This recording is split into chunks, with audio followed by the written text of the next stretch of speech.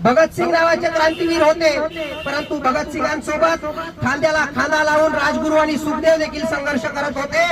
तसंच सरपंच मंगेश साबळे कधी आमच्यासाठी शेतकऱ्यांच्या पोरांसाठी भगतसिंग असतील तर नारायण भाऊ आपण देखील राजगुरू आणि सुखदेव म्हणून त्यांच्या पाठीशी उभं राहिलं पाहिजे, खांद्याला खांदा लावून लढलं पाहिजे। शहीद आझम भगतसिंगांचा विचार, आचार, व्यवहार, नियत, नीती, तत्व पूर्णपणे अवलंबलं पाहिजे।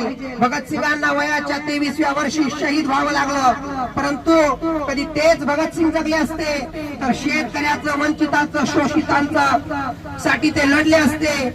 आज गांधी जयंती देखील आहे, गांधींसोबत देखील भगतसिंग लढले असते की आमच्या शेतकऱ्याला न्याय द्या। म्हणून मंगेश साबळे हे नेतृत्व टिकणं गरजेचं आहे, ते चालणं गरजेचं आहे। मंगेश साबळे हे नेतृत्व ज्या आभाळाने या शेतकऱ्यावर कोप केला, फार शेतकऱ्याचं नाहीसं केलं। जसं एका मातेच्या गर्भातून एक गोंडस लेकरू जन्माला येतं, तसंच कुठेतरी या शेतीमधून, या काळ्या मातीमधून आपण बियाणं पिकवत असतो, माल पीक येत असतं, परंतु निसर्गानं या धरणीचं पोटच फाडलं आणि म्हणून मंगेश साबळेंनी देखील आपल्या पोटाचा, पाण्याचा, अन्नाचा त्याग करून शेतकऱ्यांची अवस्था या सरकारपुढे मांडली आहे। इथले स्थानिक नेते काही वेळ राज्याचे कृषी मंत्री होते, कृषी मंत्री पदाचा कारभार त्यांच्याकडून काढून घेण्यात आला, आम्हाला त्याच्यावर बोलायचं नाहीये। परंतु तुमच्या नावाप्रमाणे कुठेतरी 2000-3000 न देता 70,000 जरी शेतकऱ्याला दिले तरी कमीच आहे। अंबानींचं जिओ दणदणादण चालतंय, अदानींचा उद्योग समूह मोठा होतोय,